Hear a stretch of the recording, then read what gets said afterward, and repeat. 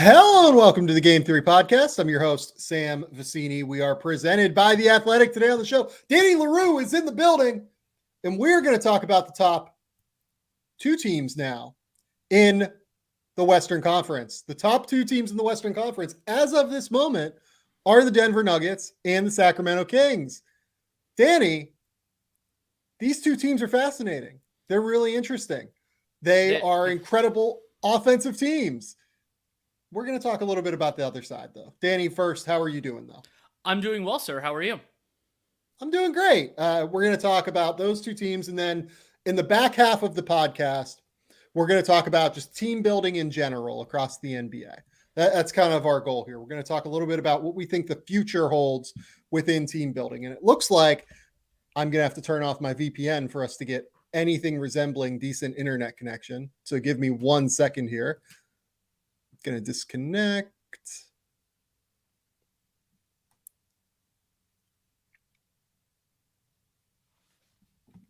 Okay.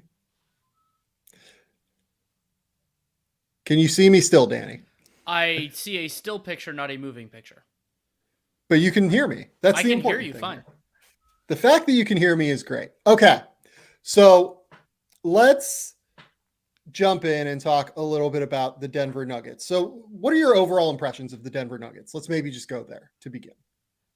Well, if we're framing this with Denver as a potential championship contender, which as the one seed in the West is kind of the way you want to think about things, the way that I have articulated this and honed it over the years is that in order for a team to be a viable, high end, it depends more on the year, championship contender is to be elite on one end of the floor and then to be at least good to very good on the other. Now, if you could be elite on both, that's great. Doesn't usually happen that often. And so the really good news for the Denver Nuggets is that elite on one end of the floor, that part's not a problem. Like their offense has been completely ridiculous, especially when Jokic has been on the floor. And historically, going back through the years, generally their offense has been very good in the playoffs as well. I mean, even going back to some of the series they've lost, they've generally been very good on that front.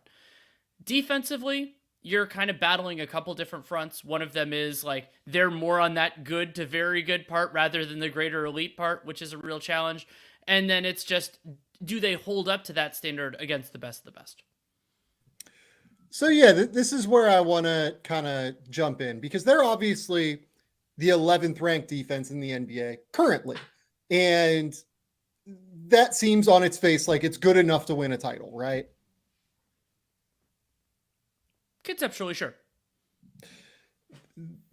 The problem with that is that when you actually like kind of dig into the numbers, they perform much, much worse against good teams. And I think that's kind of what you're getting to.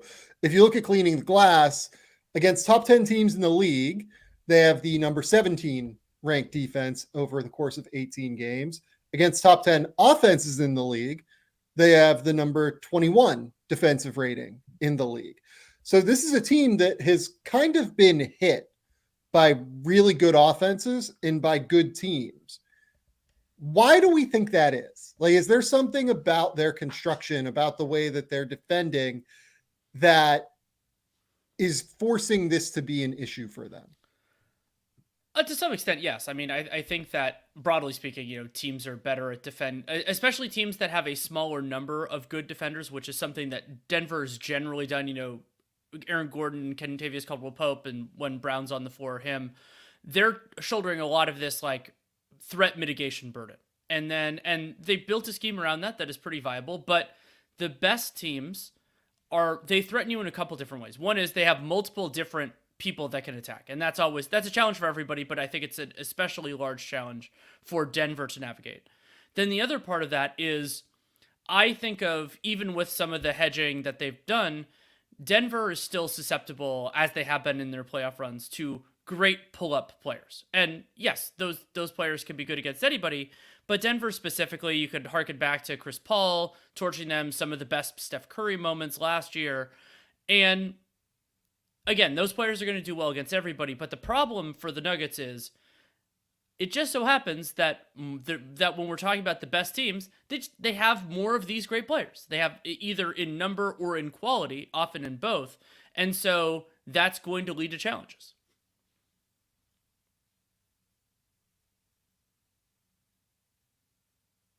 Yeah, it's really interesting because they obviously played the Bulls in their most recent game.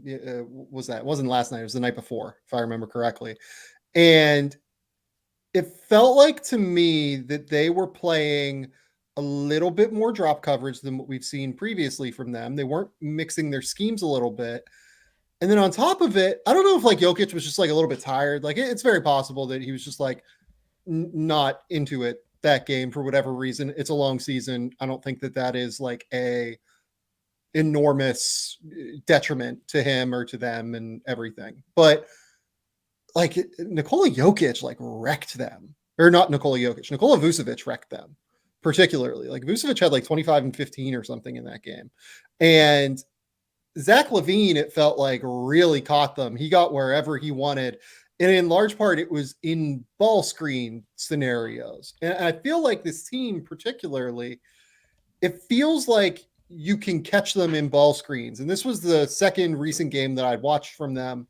And I tweeted this out, think whatever you want about Drew Hanlon going to Cape for Joel Embiid for MVP, whatever. Of course, he's going to do it. But I do think that Drew actually brought up a very good point that the Toronto Raptors like really tried to hammer Jokic late in that game. And I do wonder a little bit. We can talk about the fact that Nikola Jokic is an unbelievable playoff performer, and his track record is that. We can talk about the fact that Nikola Jokic is an unbelievable player across the league. He is. I do think that he brings some limitations in terms of what you can do defensively because of his foot speed and because of his lack of rim protection. And Jokic's instincts are unbelievable. His hand-eye coordination is unbelievable. I don't think he is like a drastically negative defender over the course of the regular season. I do think that he is a bit susceptible to being exploited within certain situations. That's totally fair. And the thresholds get really high. I mean, Nate Duncan and I do top players in the league every year. And even though I've had Jokic as the worthy MVP each of the last 2 seasons, and as of right now, he's the front runner. Front runner doesn't mean winner, it just means front runner.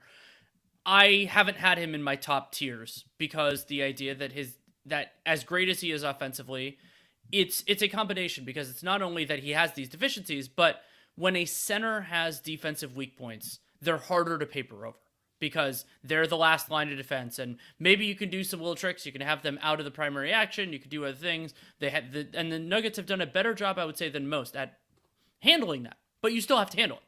And with Jokic, the rim protection is a key one because teams have consistently, including this year, shot extremely well around the basket. You can either deal with that by reducing the number of attempts or by making everything else harder by doing things like defensive rebound and don't foul, which Denver has been fantastic at those 2 things. But it leads to these challenges against the best of the best because you're going to be harder pressed to stop them all the time, and they can, if you try to focus on that, they have these other things they could do. Like I didn't watch the Chicago game like you did.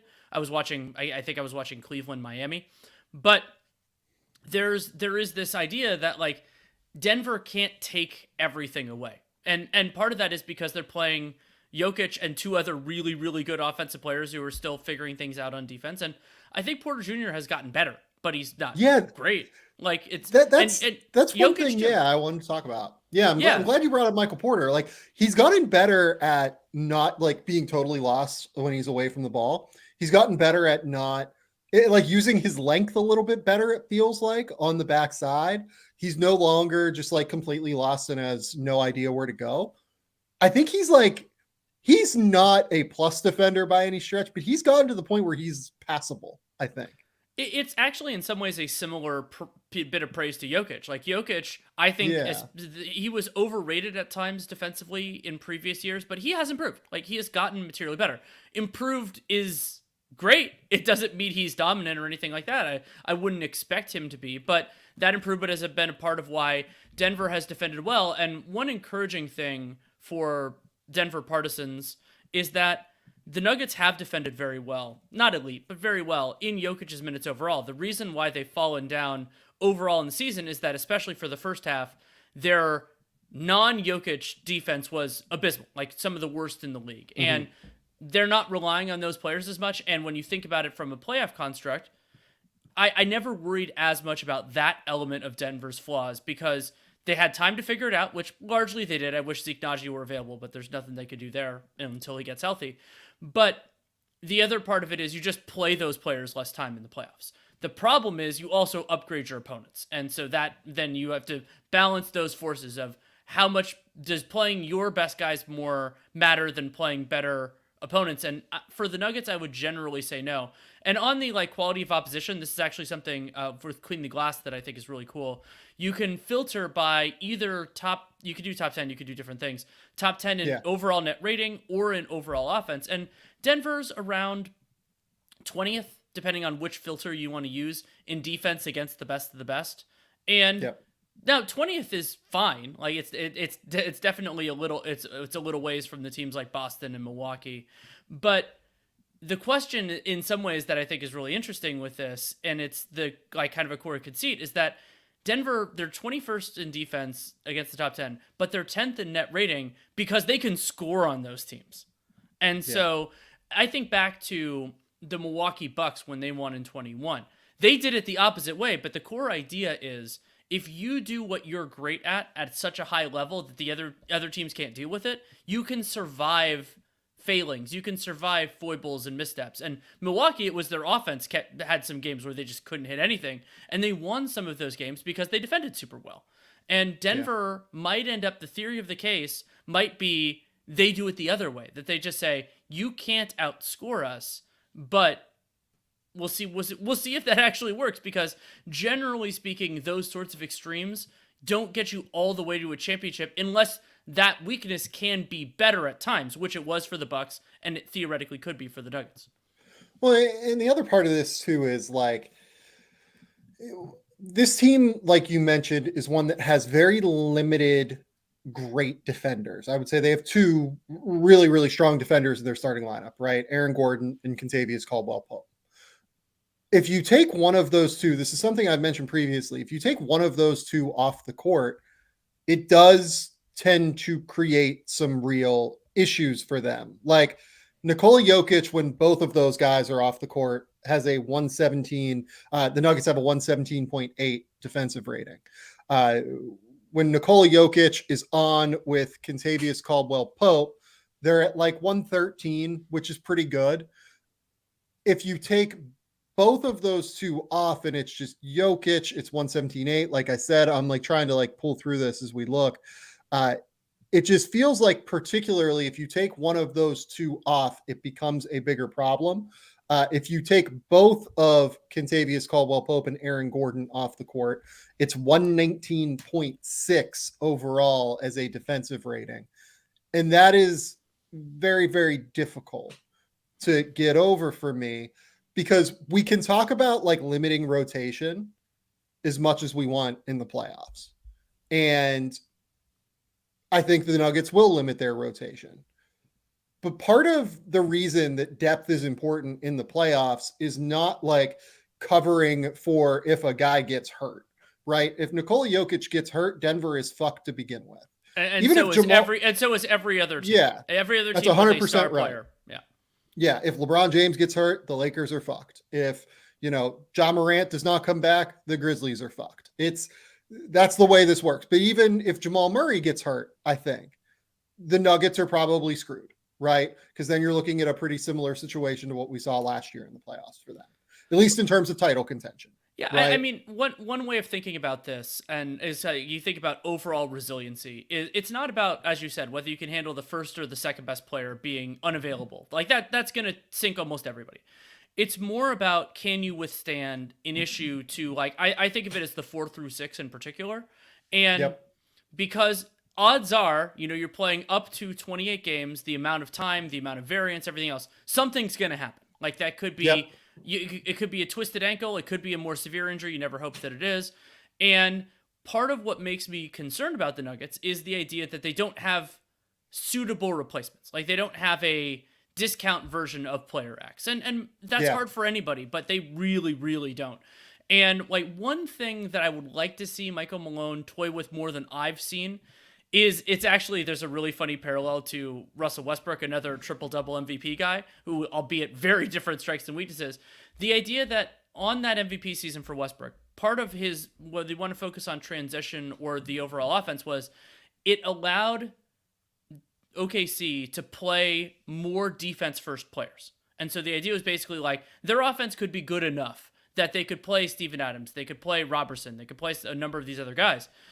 That idea, there aren't that many great defenders on the Nuggets, but Jokic plus Brown plus Gordon plus KCP, and then one other good offensive player, whether you want to, presumably that's going to be Jamal Murray or Michael Porter Jr., like maybe you do that, not just at like end of game, you need to stop. You try it out a little bit. You need to put out the water. You have a team like, let's say the Celtics, that has a number of different offensive threats. And so you need to put out those fires a little bit more aggressively than before.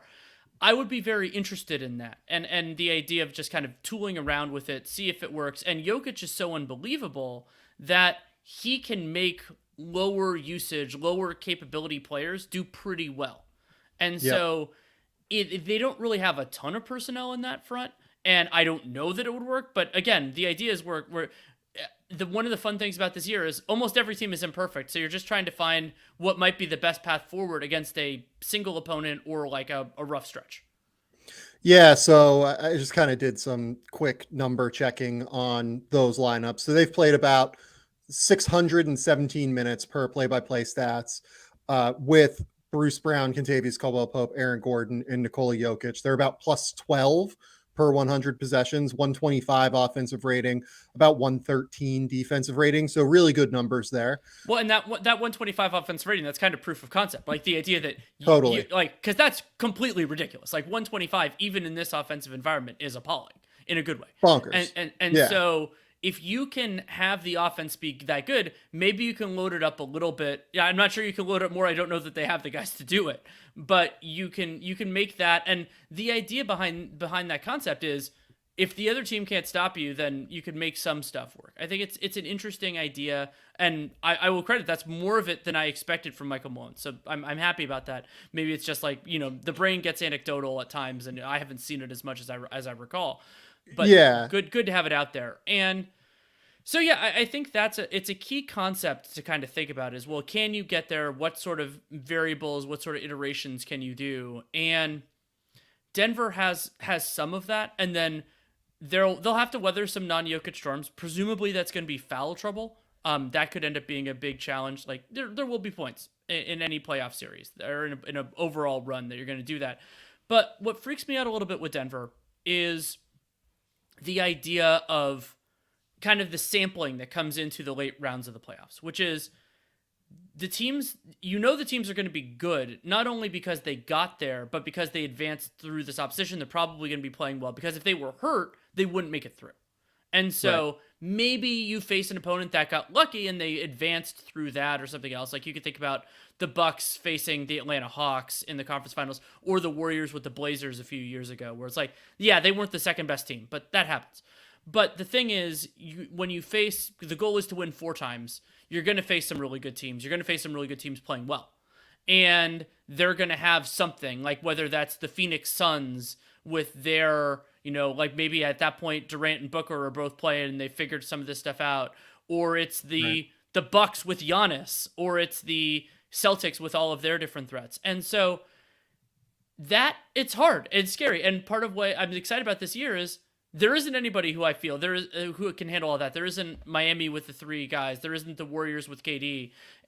But Denver, I'm more concerned than with some of these teams for those reasons. Yeah, and I think I agree. Just back to the lineup numbers. So if you play Aaron Gordon, KCP, Bruce Brown with Jokic without Porter, it's 124.8 offensive rating, 114.7 defensive rating, so plus 10. If you play Aaron Gordon, Kentavious Caldwell-Pope, Michael Porter Jr., and Nikola Jokic, it's a plus 15.8 net rating, 128.2 offensive rating, 112 defensive rating. And I would also imagine that a majority of those minutes come against starters, whereas a lot of the Bruce Brown minutes, you might get more of like a mix and match. Sure. It is intriguing. And then like Jamal Murray, if you queue up as well, if you play Gordon, Caldwell Pope, Jokic, Jamal Murray without Bruce Brown, it's like a plus 17 where the defensive rating is pretty good. And then if you play that 5-man lineup with Gordon, Kentavious Caldwell Pope, Bruce Brown, Jokic, and Murray, it's plus 8.9, which is 123 offensive rating, 114 defensive rating. If you put those 4 without Jamal Murray, it is actually a plus 15 net rating, 128.6 versus 113.5. But I feel like they're going to need Jamal Murray with his shot creation at some point in the playoffs, more so than in the regular season. You basically have to mix and match 3 of those guys with Jokic, I think, though. And Probably. That's going to be intriguing to me moving forward, especially if they play a team like the Clippers, especially if they play a team. They've done like pretty well against the Warriors. I think they've beaten the Warriors both times they played them so far, if I remember correctly. But I felt like those were like total like firefights offensively for some reason. And I want to say they played really well against another team. I think they've played pretty well against Phoenix as well this year. And I think they've actually done pretty well defensively in those games against Phoenix. I think they're 2-0 against the Suns. So like the numbers all say this. It's just like in terms of the scheme, it's going to be really hard. I think to me, it's going to be hard because, okay, let's say you play flat with Jokic. Let's say you have him shift to the ball against Phoenix. Now you have DeAndre Ayton who can actually like short roll or who can dive all the way to the basket and be like a real threat that way. And then you have all of the bailout options on the opposite side, and Denver's going to be in rotation all the time in like scrambling, right? Against, let's say you play drop against Phoenix. You're flat out dead. You can't play drop against Phoenix. I think that if Durant and Booker are healthy with Chris Paul, any team that plays drop against Phoenix is going to get absolutely eviscerated. If you play switch against them, then it's Jokic on Devin Booker, Chris Paul, or whoever. That's not great. I think there are other games, though, where they're actually pretty okay matchup-wise. Like, I think Memphis is actually a pretty good matchup for them, right? Like, that series will be absolutely, like, terrible from an offensive perspective, I think. I think that, like, both Denver obviously is like a 118, 119 offensive rating this year, but Memphis will be able to play Steven Adams, assuming he's healthy, throughout a majority of that series. And when they play Steven Adams, their defense is just like unbelievable. So I think that they are strangely schemable. They are more schemable than other teams are, in my opinion.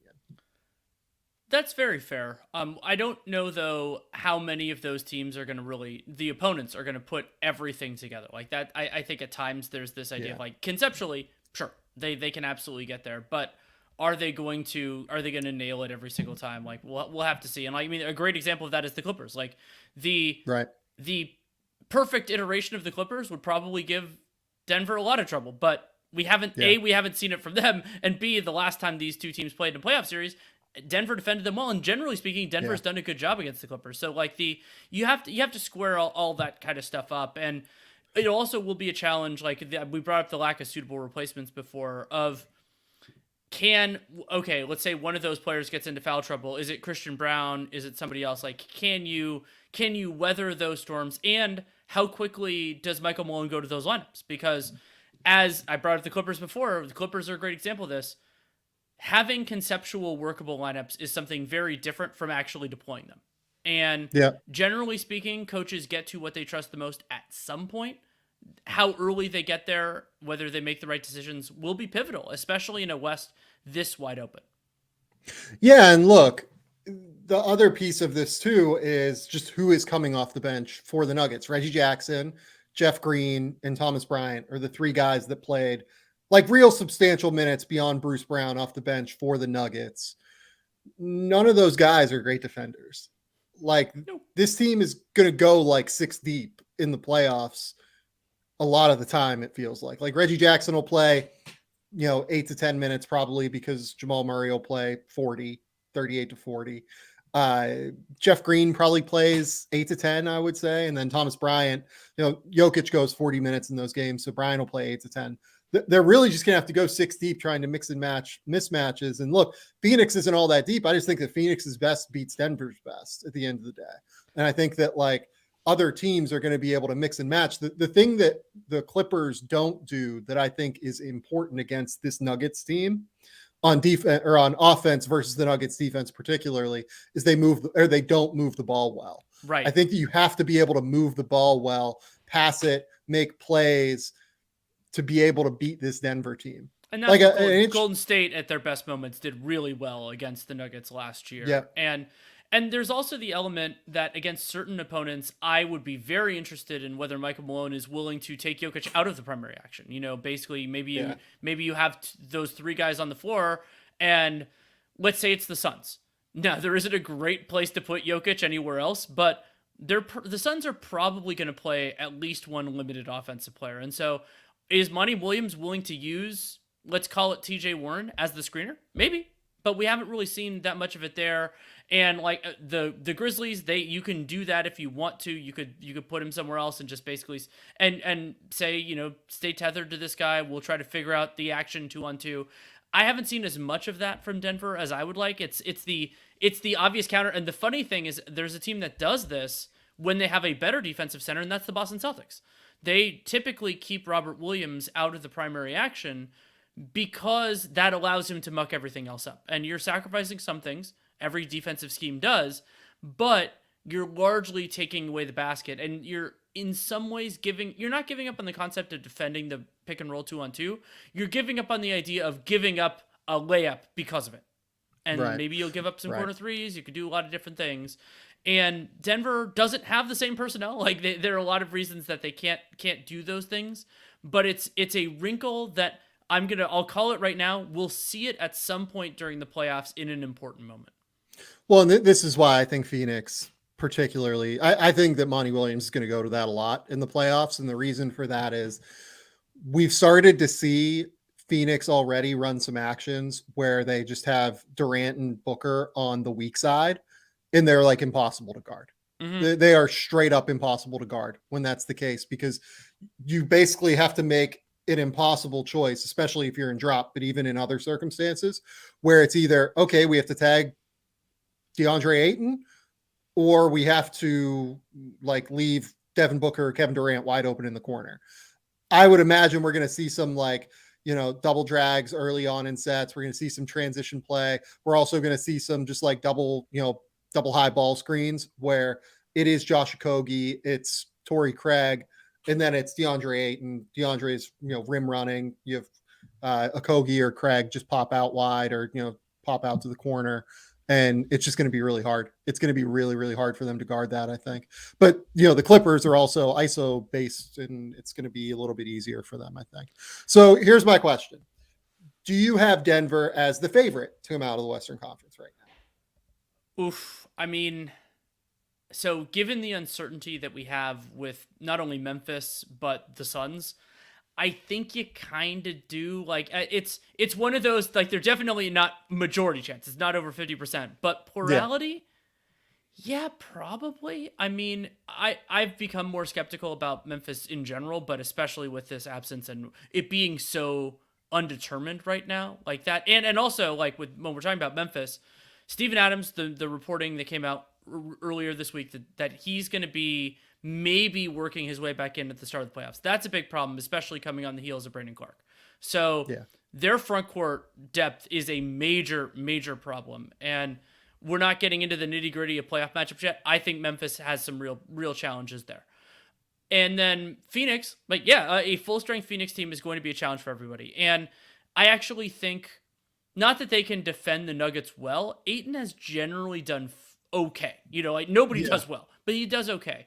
And the idea, basically, they can mitigate some of the worst stuff, and then they'll be able to score pretty well. So I think intuitively, Phoenix probably has it. But I mean, Kevin Durant has barely played with the team, and we don't know when he's going to be full strength and anything like that. So that's the one that I find the most juicy at the moment. And who knows, maybe a team like the Warriors or the Clippers or somebody else figures it out sufficiently that, incidentally, I would be, as a Nuggets partisan, I would be more scared of playing the Warriors or the Clippers in the conference finals than I would be in the first round. Because the idea would be that the only way they get there is by solving some of the stuff that would prevent them from beating Denver or would make it harder to beat them right now. And that could Yeah. happen. It's hard to know though. There are two potential first round matchups for Denver that like worry me, like somewhat substantially. The Lakers are a real problem for them, I think, because they can put out a second big with Davis. They can put out Anthony Davis. And if you have LeBron James and Anthony Davis, you have two of the top three players on the court in that series. And that is a real problem for them. And now the Lakers can actually play big and like defensively oriented in some way around them. Like if they decide to play Austin Reeves, LeBron James, Anthony Davis, mixed with like two of their other guys, basically, you know, say it's D'Angelo Russell, say it's Malik Beasley, say it's Jared Vanderbilt. I think that's a difficult alignment for Denver to manage in a pretty real way if those two teams are at full strength. We don't know if LeBron James is going to be at full strength. The other weird one for me is Minnesota. I think Minnesota has given them in the couple of games I've seen that I think that they've played 4 times. And I think that Minnesota has outscored them in those 4 games, but I think that they split the 4-game series. Minnesota has Rudy Gobert to be able to toss on them. They also have Karl Towns where you could maybe play like Rudy on the weak side in the same way that Boston plays, Robert Williams on the weak side, or, as the help defender. Have Towns just like body up with Jokic the whole game, or they can go smaller and you can have Jaden McDaniels out there with Anthony Edwards, with Mike Conley. And with that Mike Conley addition, I think their ball movement has just been much better in a way that I wonder if they can actually take advantage of Denver's specific defensive deficiencies in an interesting way. There's also the question of how Anthony Edwards would fit in that series, because you think about the general defensive assignments, and you probably KCP. I like him best as a point of attack defender. I think that's what he's doing best right now. And how do you define that when a team is playing Conley and Edwards together? Gets a little hard, and so the idea basically. It has to be KCP on Edwards. You have to, and then you just deal with like a Conley Towns or Conley Gobert pick and roll and just see where things go. It is a really interesting series, and Minnesota's another team where like I don't know that we'll get the best iteration of them this year. I hope we do. I hope we get the best iteration of everybody.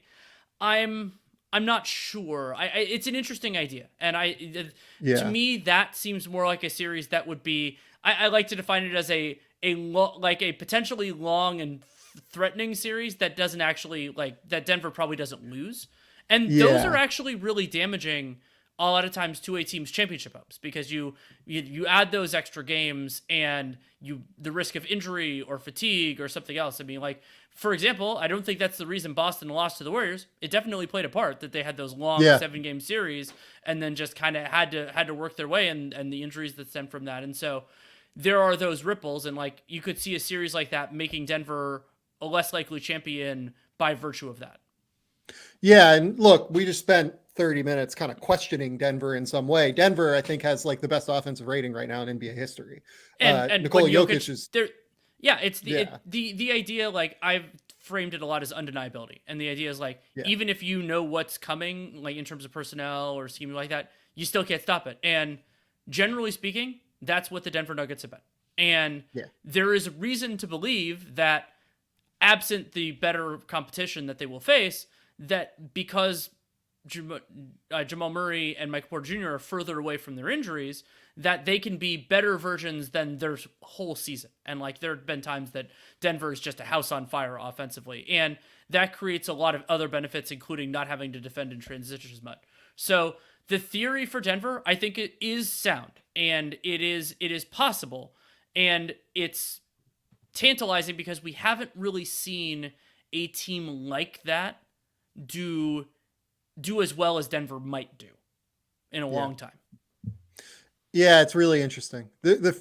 When I keep looking at all of the numbers and everything, I keep getting very concerned by the fact that they're like 20th in the league against good offenses. And that just keeps coming up in my mind every time I think about title teams. And I keep thinking about like the schematic things that worry me about them. And then I often wonder, am I overthinking this? Because Nikola Jokic is just like unbelievable at basketball. And his like a real proven track record in the playoffs at this point. Like, fuck what everybody says about Denver having not gotten to the finals yet or whatever. Nikola Jokic, if you look at him like in his performances in the playoffs, he's been unbelievable. Every time he has played in the playoffs, he has seen his numbers rise. He's seen his efficiency go up. I am a very, very big fan of what he brings in the playoffs, particularly on the offensive end.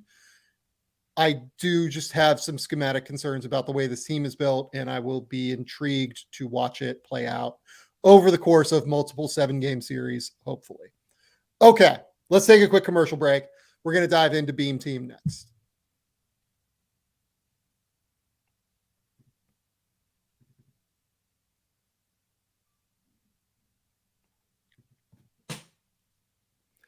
Okay, we're back. Danny, it's time to light the beam, baby. We're lighting the beam. We're talking about the Sacramento Kings.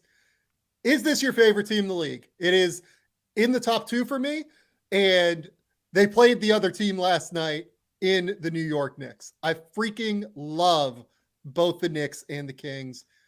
What is so fun about this Kings team? They're phenomenal offensively, and they also have a great home crowd, and which can be super duper fun. And in part because their defense can be shaky, that leads to them playing more entertaining games. Like there's this weird thing where when you have a great offense and a shaky defense, you get a lot of these great popcorn games. And the Kings play an aggressive style. They run a lot and they run well. And they also have De'Aaron Fox, who's been the best clutch performer in the NBA this year. And that needs to be emphasized as much as really anything with the Kings. And another part of it, and I think this is one of the strongest arguments in favor of Sacramento maybe being a more dangerous, intriguing playoff team than some would think, especially considering their lack of playoff pedigree, is part of what makes Sacramento great is they've been this phenomenal running team. They're 4th in cleaning the glasses transition points plus, I think it is. Basically they're generating more in transition than almost anybody. And generally that well dries up a little bit in the playoffs. Teams are getting back. They have more rest, all those sorts of things. Sacramento is also, I believe, 6th in half-court offense this year. And that, so basically you're like, oh, you're taking away transition possessions where they're 4th, and you're swapping those out for half-court possessions where they're 6th. It's not as big a thing. There are plenty of other reasons to be concerned about Sacramento, but the strength, especially when Sabonis and Fox are on the floor, of their half-court offense is definitely intriguing. And I want to give you a stat, Sam. We were talking about this earlier. I think this is a fascinating parallel. So Denver, this is the cleaning glass version of this stat. Denver, when they play against the top 10 in the league, so this is I'll use net rating for this. Denver, they're 10th in the league in overall net rating because they're a little bit below average on defense and then 4th on offense. Sacramento, against that same opposition, they're just a slightly worse version of that. They're 24th on defense. That's a step down, but they're 10th on offense. And when you do against like some of the other iterations of strong teams, they do that. And so the idea of like they could score on almost anybody and they can't do a great job defensively on almost anybody. So that makes them fun, but it also, like, the thing that's made Sacramento such a good regular season team is that they've demolished bad teams. Like it's a hallmark. Our mutual friend Matt Moore has always talked about this, that like it's the clearest way to get to like 45 plus wins is to just demolish bad teams. But they've done well enough against good teams to be like, hey, let's take this team seriously. I think we should definitely take them seriously. Like I have no real qualms about that at this point. I think that they're worth taking seriously. In part, I mean, do you know who the like second or third best clutch team in the league this year is? It's the Sacramento Kings. Yeah. They played 152 clutch minutes this season, and they have a plus 12.5 net rating in those clutch minutes. And it's in large part because De'Aaron Fox is just taking over. They have the 4th worst assist rate in clutch minutes in the NBA this season. That is a very strange number, given the fact that we associate this team with like pretty good ball movement, right? Like This is a team that with Domantas Sabonis and De'Aaron Fox, they run all these fun zoom actions. They run all these fun pistol actions. They run all of these really intriguing, creative things. They're actually 7th in the NBA in assist rate overall this season.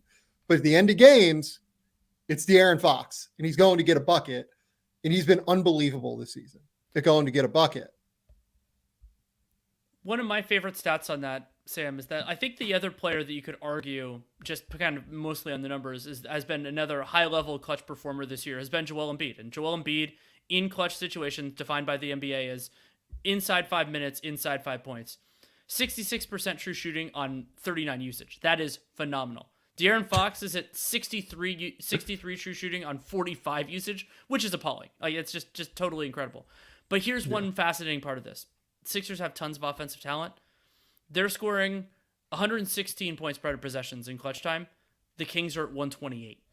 So that's a big part of the argument, is that the Kings are scoring in these moments. They're sometimes giving up points, but they're also scoring, and they've done really, really well. And I'm a little bit less into the idea, like, clutch performance sometimes, like, it's better to not be in the clutch than to be good in the clutch. Like, it's a very weird kind of part of this. Yeah. But it is still a positive. Like, if you're in there, you'd rather be good than to be bad, of course. And one key question I have for Sacramento, and this is something, and it's like, honestly, it's not that different from Cleveland.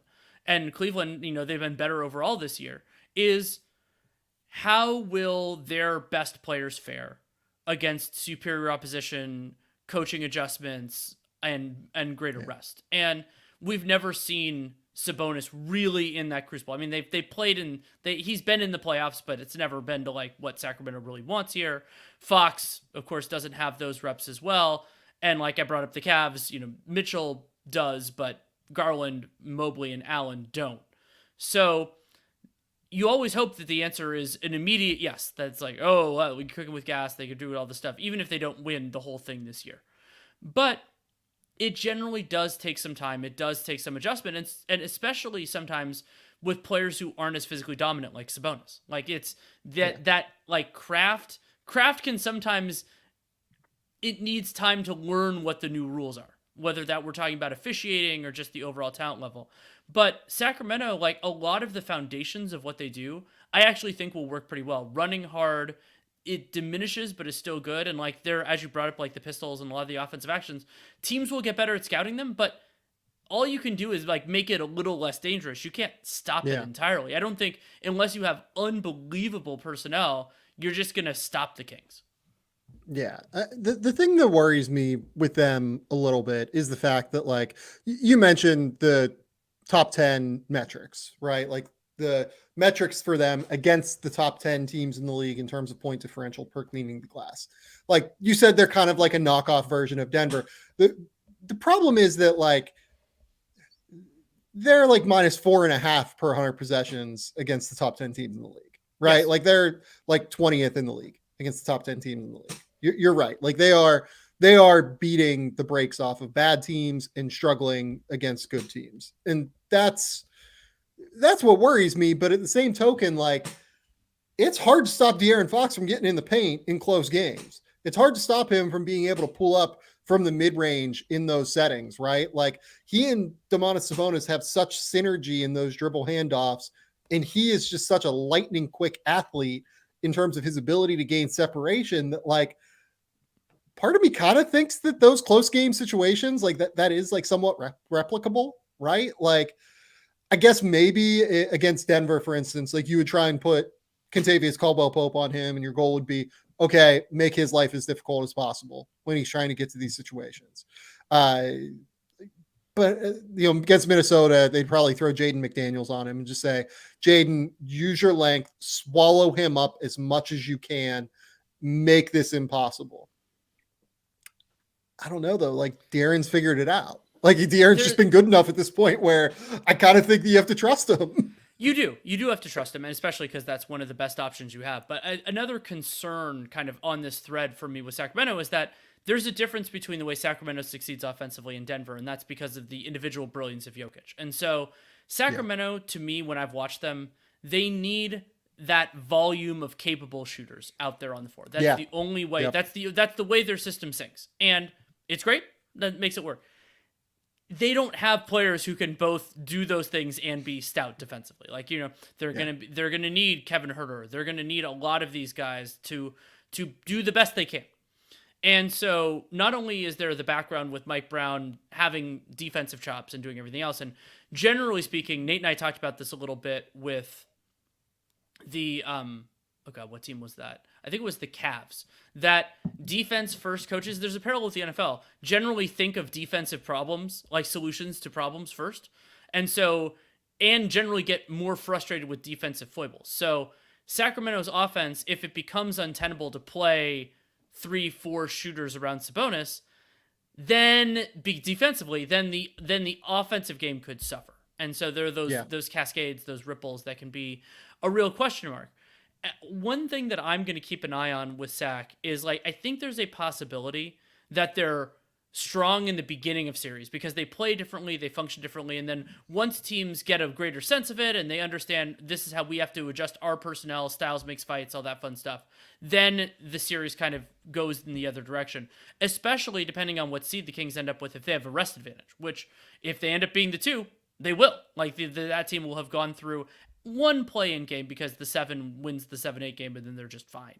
But that does make a difference, and I'm very interested, and, like, I think I would urge. I mean, Sacramento has clearly exceeded my expectations by a mile and a half. I picked their under, and they have blown through that. I'm thrilled that they have, and so you appreciate this for what it is, and they could absolutely win a series. I don't think they're going to win 2 or 3. Like, that's not really what I'm expecting, but they're still a really hard team to play against when they're on offense, and there's value in that. There is something, like, I would rather, in some ways, like, I like the idea in a playoff series of a team that is strong on one end and weak on the other, rather than like a league average on both. Because when you're facing a good opponent, they're going to be able to find stuff with that.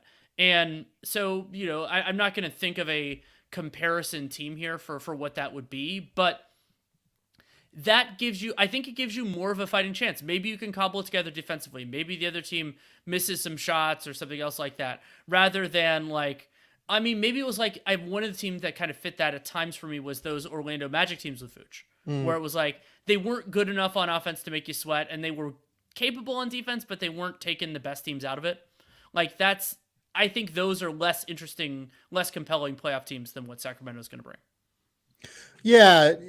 Honestly, the thing with the Kings is they have so many shooters that you can probably figure out a way to make it work, right? Like, all of Malik Monk, Kevin Huerter, Keegan Murray, Harrison Barnes, they have real gravity within their roles. That's like 4 guys. As long as you at least have 2 of those guys out there with Fox and Sabonis, you're probably okay on some level. If you have 3 of those guys out there, I mean, goodness, like, you're going to be able to run whatever you want with Fox and Sabonis, because I think it's just really hard to keep De'Aaron Fox out of the paint in those actions. It's just really difficult. So offensively, like, I think they're going to be great in the playoffs. I do. I genuinely think they're going to be great. You're right, though. It is the defensive side. The game is going to slow down, and I just don't know what to do with that. And when the game slows down, they're going to have to find real answers in ball screen coverages on their end defensively. And De'Aaron has been great defensively at the point of attack. Like, he has battled his ass off this season and been everything that people wanted him to be when he was coming out of Kentucky, is like a 2-way guard, right? He's a bit small. It's the reality of the situation, right? He's just a bit small, and you can move him. And if they end up in a situation where he's isolated on someone else, he battles, but it's just hard for him. Keegan Murray is a rookie, and you're going to be relying on him pretty substantially. Kevin Huerter knows where he's supposed to be all the time. He's just a somewhat limited defender. He processes the game well. He's just limited on that end. It's going to be in, like, when you play Fox and Monk together, that's just a very small backcourt, and teams with size are going to be able to take advantage of that. So again, this is a team that I think is very schemable on defense to be able to create real opportunities. But, like, look, the stakes here are different for Sacramento than they are for Denver. Like, if Sacramento wins a playoff series, every fan in Sacramento is going to, like, burn the entire city down of excitement. Like they might try and like create like a new beam that shoots up literally into like Mercury and like be absolutely thrilled, right?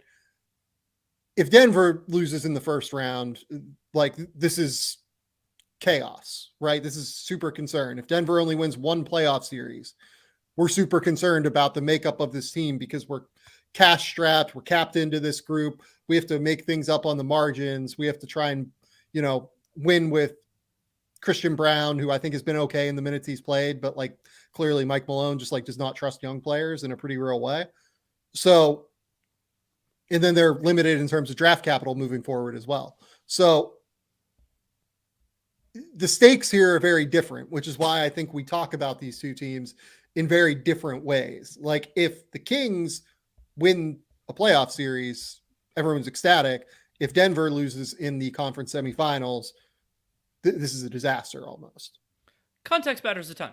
And it's not only the first time versus many time, it's also the kind of where you fit in. And Denver's younger still than most good teams, but you never know how long that window is going to be. And also there's the idea that matchup dependent, the West is weaker right now. And so like for a team that this is a strong shot for them, it becomes relatively stronger because we don't know what's going on with the Warriors and the Clippers and all that. And unfortunately, we know there are going to be other issues that come up for these teams over the next month. So there's going to be somebody else that loses their way out of this mix through an injury or through something going on. We've already seen over the last few weeks, we've already seen a couple.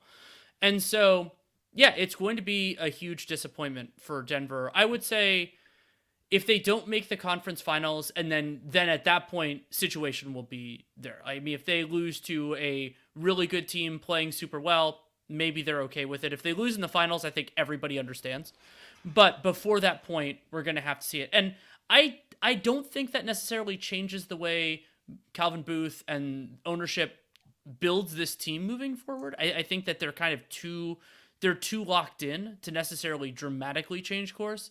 But it definitely changes the way they feel about it, and it sets the table for another disappointment, whether that's the start of next year or next playoff, lending itself to a larger conversation. Let's just put it Danny, the take apocalypse that will occur if Denver loses in the second round will be something where we all have to like find a way to turn off the internet for months. They don't have to succumb to takes, and I mean, there are all sorts of examples of teams that people that thought the sky was falling, and then things ended up being okay. I mean, Milwaukee's probably a good example of that. Like after the losses that they had, and the team that made it that won the finals. Like I mean, part of it was just Giannis becoming an even larger destroyer of worlds, and Jokic is amazing.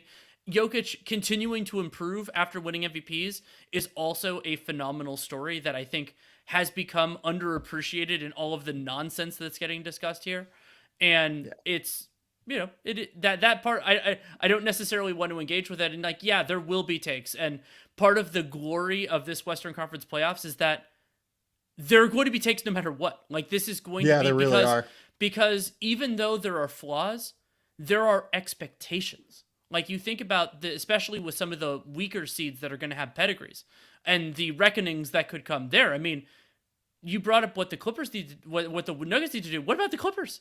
Like, what happens here if they lose in the first round or even don't make it out of the play-in? Like, this is one of the most expensive teams in the history of the NBA, and Sacramento. Like, that's part of why they're in the catbird seat right now is because they're playing with house money. Like they have already delivered, and that's fantastic. I'm so thrilled for their fans. I'm thrilled for their front office, and even though I don't think Vivek has been the greatest owner, I'm thrilled for Vivek. And so you just you do that, and the fun part is you go between these phases very, very quickly. It seems like it's almost instantaneous sometimes, where it's like you're playing with house money, and then all of a sudden there's no house money, and that's life in the NBA. Yeah, I mean, Denver's been playing with house money for years because they've been the young team, right? And they were the injured team last year, right? So it didn't really matter. Like anything that they dealt with was fine. And we're going through this with Memphis right now, it feels like, right? Like Memphis, it feels like has finally turned the corner from young team that everyone really likes to annoying team that everybody hates. And, that line can be very thin from time to time. And I still enjoy Memphis quite a bit, but I understand that people are frustrated with the way it works. Yeah, I mean, the line is very thin from being the team everybody loves to being the team everybody hates and wants to see lose. And we'll have to see where it goes. Okay, Danny, let's move on. The last thing I want to talk about is not this year. I want to talk about the future.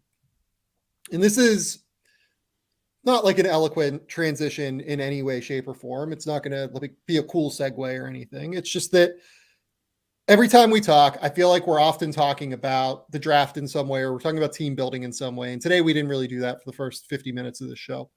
But I'd be remiss if we didn't get a chance to do it. And one of the things that I've been thinking about a lot recently, just because of the draft, because of everything like that, is trying to figure out where the NBA will be in 5 years. Because drafting is difficult, obviously. And part of the reason that I think drafting can fail, or prospects that at the time seem great can then go on to seem less great 5 years down the road, is not that the prospect changed, but the NBA actually changed around them, right? It's going to be really interesting to see the schematic adjustments, to see the way that teams build around certain rule changes, everything across the board here. Expansion will also change like teams to a potential level if that happens within the next 5 years, because in general, the talent pool will dilute a little bit, just, by 1/16th. And that's a real substantial change to things. When I bring all of this up and I bring all of this to your attention, where do you think the next innovation is for NBA teams? Where do you think the league will be in 2028 in terms of offensive efficiency, in terms of the way the teams are running offense, in terms of like anything like this? And this is before we go to rule changes. This is before, like, we don't know what those could be in 5 years down the road. So like, this is something that like, those are things we can't determine, right? Where do we think the league is going? And do we think that the league always looks different 5 years down the road from what it looks like now, from what it looks like 5 years ago? Where do you think the league is going within the next 5 years?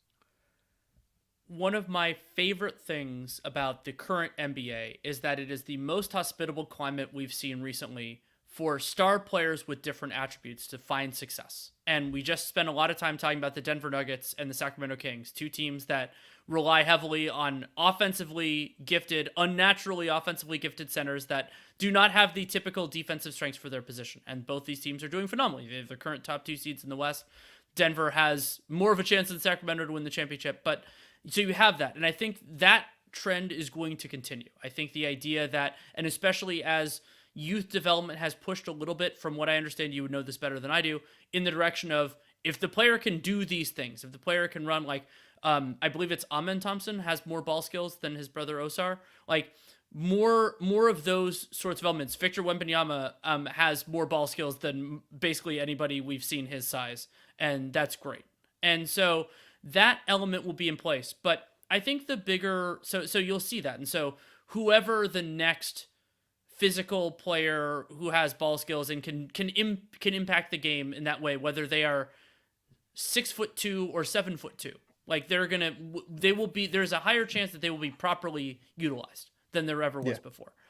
The big thing beyond that I'm really interested in, this came up actually in a Discord thing recently on Dunked on Prime, is I think that 5 years from now, there will be some better solutions to handling high pick and rolls than we currently have. I'm not sure yet whether that's personnel, scheme, or both. My inclination is always both. And so you can think about all of the different approaches related to switching. That once it came into vogue, and then part of how it came out of vogue was teams figured out some of the basics. And then you had to go to different approaches and all those different things. And so right now, there are some of those elements that we don't really have great, perfect, consistent counters for. And I don't think they're ever going to be perfect or consistent, but they can be better than they are right now. The biggest lingering question for me is something you and I, the whole time we've been friends, the whole time we've been recording podcasts together, is are there just going to be more 6'7" people who can be all around players? Because Yeah. there, if we ever can get to that point, I mean, because what you can see it when teams have that critical mass of like 3 to 5 players at that level who can actually like play in a playoff series, it just Yep. bends reality. And the Celtics in their best moments have done that, and I credit them for also incorporating other really good players, you know, like Robert Williams. That's not where Robert Williams is. He's really good, and at times he was the Celtics' best or second best player in the finals, at least most impactful. And you can do that too. But there just aren't that many of those human beings in existence right now. And I don't know that there will be. I haven't, you know, I don't scour the high school ranks. I wish I still could, but back in the day, like I used to. But that is a key question, because if you can ever reach a point where you could add one more player like that to every roster or even just every playoff team, it changes a lot of these rotational things. You could think about somebody like Sacramento, where if you could plop a 6'7" player who was capable on one end and intriguing on the other onto that team, well, then you don't have to rely necessarily as much on whether it's Herter or Keegan Murray or somebody else. Like you can do all that, but there just aren't enough. And so if we can ever reach the point where there are more, and you brought up dilution, that will factor into this as well, because it's going to be, presumably you need another 16 to 32 of them rather than 30, but the more the merrier, as always. And so I think those are the big ones. The other, I mean, we're already getting closer to this frontier, but the like how to deal with centers who are limited defensively and still be competent, and you could do that through personnel, kind of like the Nuggets do, because we're already seeing. You and I talked about this on Real GM Radio a few months ago. The idea of elite on-ball players not defending the point of attack, even if they're point guard sized. And I think there's going to be a shift involving that. I don't know exactly what it is yet. So, yeah, it's interesting. So I think that the thing that stands out most to me is just like guys that are 6'7" that can defend. And the thing that I always talk about, and I've told Schlecht, I'm going to make him come on the podcast and talk about this at some point, because I think that Oklahoma City does this better than anybody.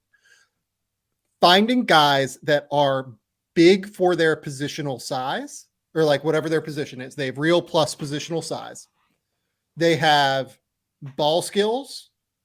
They can defend, and they process the game at a high level. Those are the 3 things that I'm looking for now. Like, I want guys that have skill, that have size, and that process the game at a high level.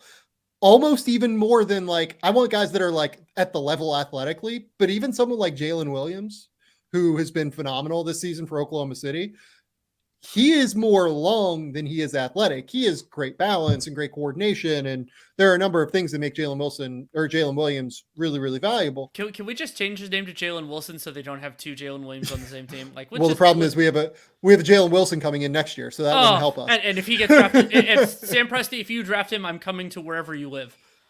I don't think we're gonna have to worry about that, because I think Jalen Wilson has like very stumpy arms, kind of, and I don't think that really fits with. So he won't be a Piston. Yeah, I think we're gonna be okay there. So Jalen Williams is a very just skilled guy with length. Oklahoma City drafted Chet Holmgren last year. I think Chet Holmgren is like kind of the wave of the future as like a big guy, especially in that Robert Williams-y role. If I was Oklahoma City, I would be envisioning him almost as a 4-man in the way that Memphis uses Jaren Jackson as a 4-man, and then try to find another big who can shoot and space it away from the court. I would imagine that at some point that's what they're going to try and do. Find a big who can match up with bigger dudes, kind of like an Al Horford, that lets Chet roam and use his anticipation and use his incredible length and athleticism and balance to be able to be impactful all over the court. Giannis does this exceptionally well, right? But I think it's defensively where I think that the personnel adjustment is going to come in, is finding those guys that are super long, big positionally, because in the NBA now, the way that spacing works, it's just impossible if you have too many guys that are small out there. You really can only have one small guy out there. The Lakers tested this year. The Lakers should not be bad defensively. They have LeBron James, Anthony Davis. They have Austin Reeves, who's a plus defender. And they played guys that were like 6'1" to 6'3", and they played at least 2 of them for over half of their minutes in the first half of the season. It's and a they were surface. terrible. It's a surface area problem. Like you just have to. The floor has gotten bigger, and so if you're going to cover that, you just need more space. You know, it's just it's such a fascinating problem. It is genuinely a surface area problem, and I wonder if you get that kind of crazy length that allows you to cover that much space, having guys that are balanced, coordinated at 6'10" to 7 foot tall. It's why Jaden McDaniels, I think, is like such a fucking phenomenal defender. He is enormous. He moves well. He has good anticipation. I think that the guys that are going to be really successful are those players. And I wonder if one of the schematic innovations that can occur, and I know people won't be like thrilled about this, I wonder if you can play a little bit more zone. Potentially, if you find those longer guys like this. I mean, some guys are just... Miami, Toronto have dabbled in this. It wouldn't be a surprise. Yeah, I wonder if you can find a way to play a little bit more zone and try and just like cover ground that way all over the court. Look, like some of these scrambling defenses, right? They're not like that far off. Like you're playing an area and then you're rotating and scrambling, right? To try and cover ground whenever someone else rotates around you. And it's why someone like Jared Vanderbilt is so valuable. It's why someone like Anthony Davis is still like unbelievable. Like, I don't know about you, if he plays the rest of the year at the level that he is playing, I mean, he's got to be damn close to all defense, right? Oh yeah. I mean, I wouldn't be surprised if Anthony Davis is on my defensive player of the year ballot. Like that's how good he's been. Yeah, the only reason to not have him there would be just due to games missed, right? The thing is that I think that you just have to be able to cover ground. And part of this is that you have to have guys who are big that are also fast thinkers. Yes. With how smart offenses have gotten. It's why I'm very high on someone like Anthony Black in this year's NBA draft, who is this Arkansas guard who I think is the smartest player I've seen in this draft class in terms of the way that he processes basketball around him. Having guys that are that big, that are that quick, fast brain is what I call them. It's why I really like Xavier Cooks, the guy that the Wizards just signed. Xavier Cooks is 6'8". He's rangy, he's athletic, and has a really fast brain. And I think that those guys that have fast brains are able to kind of make it work. I think that that's where the league is going defensively, at least. I think that you're going to find these guys that are super long, agile, mobile defensively, and then your Evan Mobley might be the guy that speaks to all of this, right? Given that he's 21 and again, like a very real all defense team case right now. He's been incredible this season, and he's taking the leap in front of us and everything right now. Like I think over his last 20 games, he's averaging 29 and 3. Like he's been incredible. And the funniest thing is you could argue that the prototype here, the prototype who won't be necessarily equaled is Draymond. Like the quick brained is the most underappreciated element of Draymond Green. And he has long arms and everything else. He sees things defensively faster than anyone. I mean, I've been fortunate to see a lot of it in person. Like there are times where I try to be fast and I'm in the arena and all that, and it's like, oh, he's already there. He got this 3 seconds ago, and it's just like that. That is a totally different thing. And if the league can start identifying and selecting for attributes like that, you need to check all these other boxes too. Like you're not going to be quick-brained and slow-footed, or 5'9" or something. We're not at that point yet. But I think it could lead to the product ratcheting another couple degrees up in terms of watchability, unless, as you brought up, some of the other tweaks end up slogging it a little bit. We'll have to see. But it could be super duper fun. Yeah. The Evan Mobley thing just blows my mind in so many ways. Not that he's great. He's obviously really good, but it's why in this upcoming draft, I think I'm a little bit higher on Leonard Miller than some people are, just because he's 6'10" and can kind of move around. And he's not that quick brain right now, but he's 6'11" with a 7'2" wingspan, 9 foot standing reach, and can move. And part of his deficiency is just experience more than anything. And I wonder if you can kind of teach him defense at a really high level if like that can work a little bit better. Oh, Now, and as a quick note, one thing that is going to be awkward during this is book smarts, that kind of thing, and quick brained are not the same thing. And so no, they're not. there will be these times where players like, oh, this guy got basketball doesn't necessarily use the Wonderlic like football does, but like got this score. That's not the same thing. It's not about No. that. It's processing information quickly, being able to adapt on the fly, and like And I mean react. Yeah. react and I don't think he does it as much defensively, but like we can go all the way back to the beginning. Jokic processes information better offensively than almost anybody I've ever seen. And the idea that he, through anticipation and through preternatural, just ridiculous skill, is able to make passes that we don't see, that we haven't seen before, like that's a template too. And the idea and nurturing that, cultivating it, developing it, and making that the mental adaptation a part of training is going to revolutionize everything. I think that's right. And then you brought up offense. I agree with you. I think we're going even more heliocentric than what we've seen offensively. I think that's going to continue to be the case. We might see some Tatooine Tucson stuff. I'm really interested, like the idea that it doesn't have to be only one player all the time. The problem is it's super hard to get to. Like it's always been the challenge. And so like I'm interested in how the Dallas experiment works. I'm interested in some of these other ones, but the issue there, just like we talked about the 6'7" dudes, is supply. And like what would this be? Duocentric, not heliocentric, like sure. something like that. Yeah. I'll leave that to the linguists, but sure. Yeah. Like the 2-person centralized teams are interesting.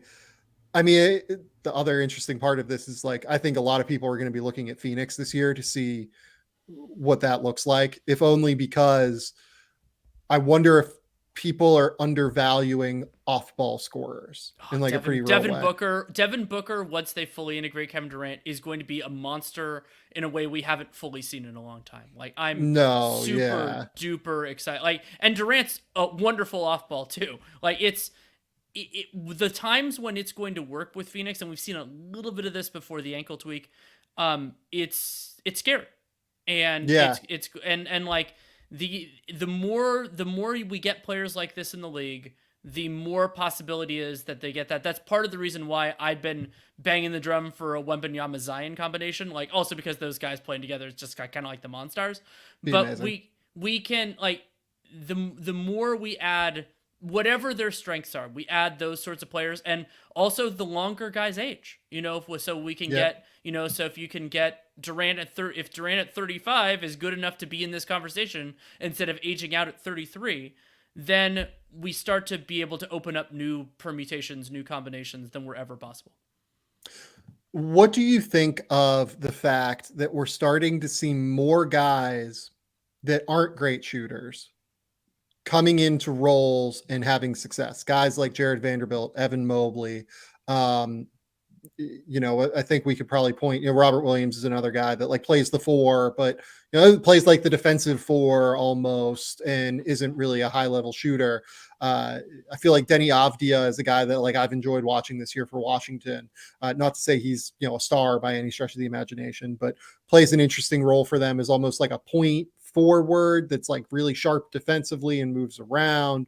Maxi Kleba can shoot, but Maxi goes through stretches where he can't shoot. Torrey Craig, Josh Kogi, like these guys have been really valuable for Phoenix so far. Kyle Anderson's a guy who doesn't really shoot. Like he makes them when like he needs to, but yeah. What do we think about the fact that these guys, more so than in the previous 5 years, have found success currently, I guess? It's good for the league because it allows players who do a lot of things right, except for that, to thrive and to potentially be viable. It also, though, hammers home the point of that you need a lot of shooting around those guys. Like that part of this still hasn't changed. The viability of 2 non-shooter lineups is maybe even more egregious now than it was before. And Brooklyn at times, like the idea that Ben Simmons and Nick Claxton don't really fit together. And so that's led to a marginalization of Ben Simmons because Nick Claxton has been the superior player. Like that's a good Yeah. example of how that can go. But if we can reach the threshold where there are enough of those kind of complementary players to make it work, then you do it. And I love Jared Vanderbilt. I think that he's done so that having players like that in key roles makes things better. And there are a lot of different ways. The Pelicans have like 5 different guys who fit this bill where somebody can impact the game positively without being a consistent shooter. Dyson Daniels could end up being the poster child. This for is a great example. I hope he shoots well enough in the future that he's not the poster child for this. Like that's my dream with Dyson. But the floor game, his defense as a rookie is really, really good.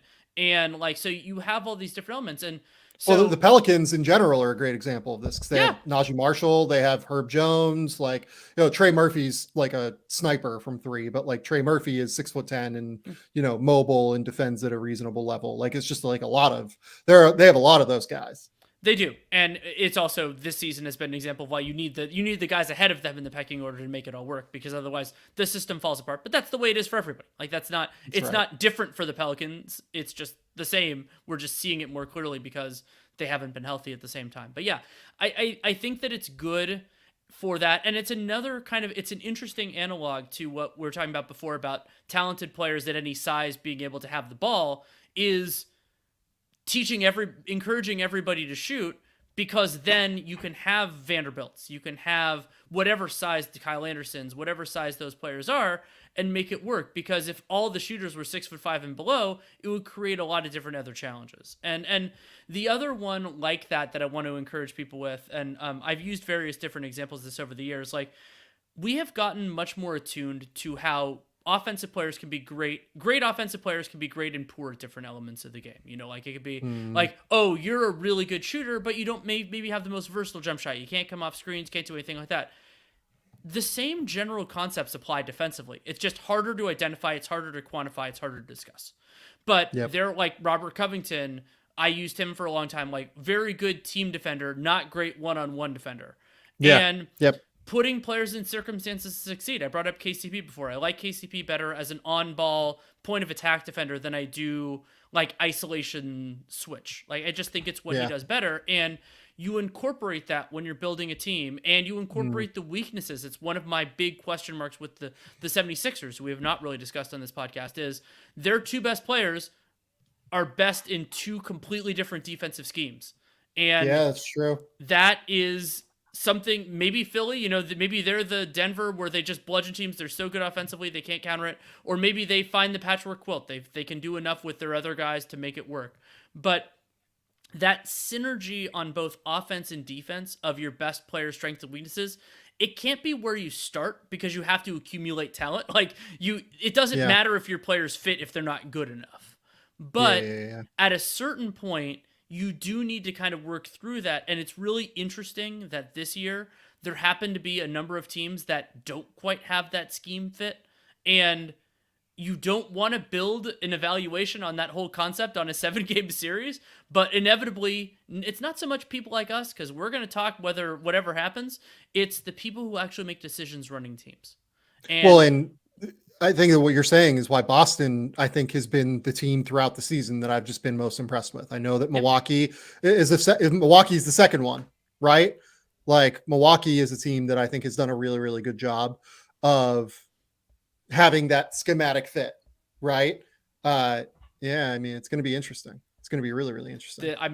The next 3 months are going to be absolute gold, gems, whatever you want to do. It's going to be one of my favorite. Like, I can't remember a time. I've covered the league now for well over a decade. We're getting close to 15 years.